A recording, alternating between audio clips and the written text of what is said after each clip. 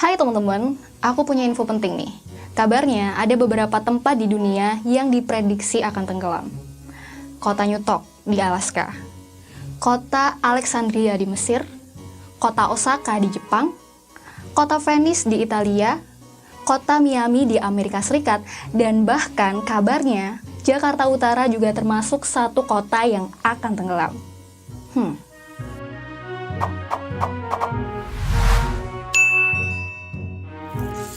6 kota yang aku sebutin tadi adalah sebagian kecil dari tempat yang akan tenggelam akibat dampak dari pemanasan global.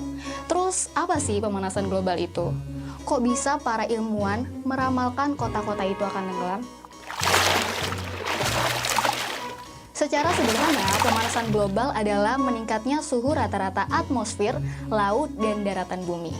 Peningkatan suhu ini sebenarnya tidak terlalu besar, hanya sekitar 0,71 derajat Celcius dari tahun 2008 sampai tahun 2017. Namun, kamu bisa lihat sendiri, dampaknya sudah begitu besar. Dalam hal pertanian, pemanasan global juga mengakibatkan kegagalan panen karena ada yang kebanjiran, ada yang kekeringan, akibat dari cuaca ekstrim yang tidak menentu. Manusia yang biasa hidup di tempat dengan suhu dingin akan tersiksa dengan perubahan cuaca ekstrim yang tiba-tiba menjadi hangat. Begitupun juga sebaliknya, orang-orang yang biasa hidup di suhu yang hangat dengan cuaca ekstrim ini akan tersiksa juga dengan perubahan suhu yang tiba-tiba menjadi dingin.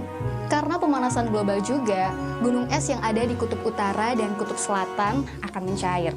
Dan itu mengakibatkan kenaikan permukaan air laut yang ada di bumi sehingga berdampak pada daratan yang akan tenggelam.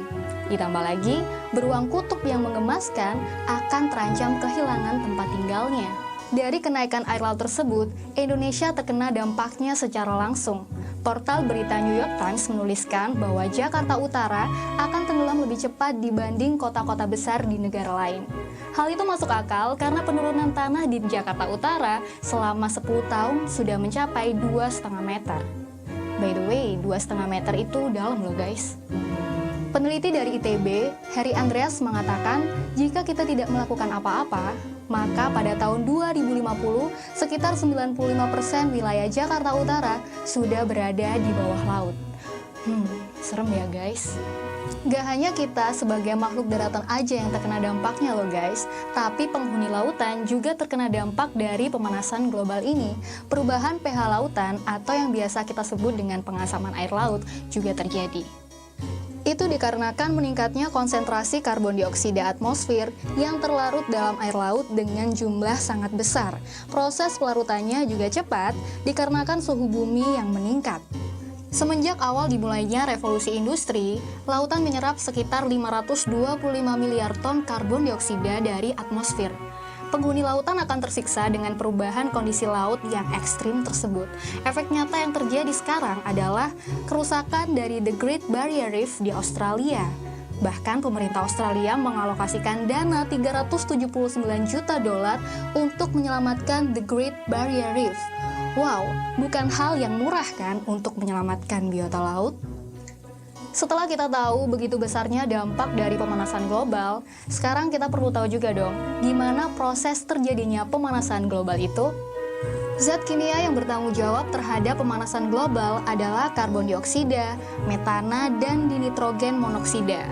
Karbon dioksida berasal dari asap kendaraan bermotor, asap mesin-mesin industri, dan asap-asap kebakaran hutan juga meningkatkan kadar karbon dioksida di atmosfer. Sedangkan metana adalah gas yang terbentuk secara alami oleh alam. Gas ini berasal dari kotoran hewan, sampah-sampah organik, dan bahkan kotoran manusia juga mengandung gas metana. Yang terakhir, dinitrogen monoksida. Gas ini diproduksi oleh aktivitas bakteri, namun sekarang manusia memiliki peran meningkatkan volume dinitrogen monoksida ini.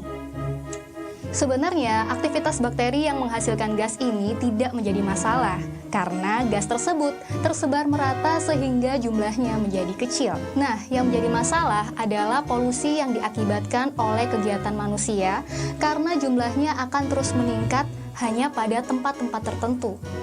Oh iya, ada lagi, gas CFC adalah salah satu emisi yang ada di alam yang merusak lapisan ozon, lapisan yang melindungi bumi dari sengatan fraksi ultraviolet yang berbahaya dari foton. Zat kimia tersebut semakin meningkat dikarenakan banyaknya aktivitas manusia yang mempengaruhi keseimbangan produksi senyawa-senyawa tersebut. Pengguna kendaraan bermotor yang semakin meningkat, mesin-mesin pabrik, aktivitas rumah tangga, penebangan hutan, dan banyak sekali lainnya yang mengakibatkan ketipangan produktivitas zat kimia di udara. Ditambah lagi, pemakaian gas CFC secara berlebihan dan berkelanjutan dalam berbagai penggunaannya, seperti bahan pendingin pada AC, busa untuk insulasi, perabotan, tempat duduk di kendaraan, dan dry clean pada industri elektronik. Perlu kalian tahu, sebenarnya zat-zat kimia tersebut, selain CFC ya, memiliki tugas menjaga agar suhu bumi ini tidak terlalu dingin. Ya, kurang pekanya kita sebagai manusia yang hanya bisa mencipta, tanpa melihat efek latenya pada alam. Banyaknya zat kimia tersebut yang ada dalam atmosfer menahan panas matahari keluar dari atmosfer, sehingga semakin lama bumi semakin panas. Kalian bisa merasakannya juga kan? Ada beberapa langkah yang bisa kita lakukan untuk memperbaiki keadaan ini, seperti menghemat listrik, menanam pohon, tidak menebang pohon sembarangan, tidak merokok, dan menggunakan energi alternatif. Dan itu semua akan lebih mudah jika kita mulai dari diri kita sendiri. Ayo kita cintai alam kita ini, karena semua pasti rindu alam yang indah dan menyejukkan kan? Mungkin kita nggak bisa menghentikannya, tapi kita bisa memperlambatnya demi anak cucu kita. Kalau kamu punya pertanyaan, tulis saja pertanyaan kamu di kolom komentar di bawah ini, karena siapa tahu pertanyaan kamu akan dibahas di video selanjutnya.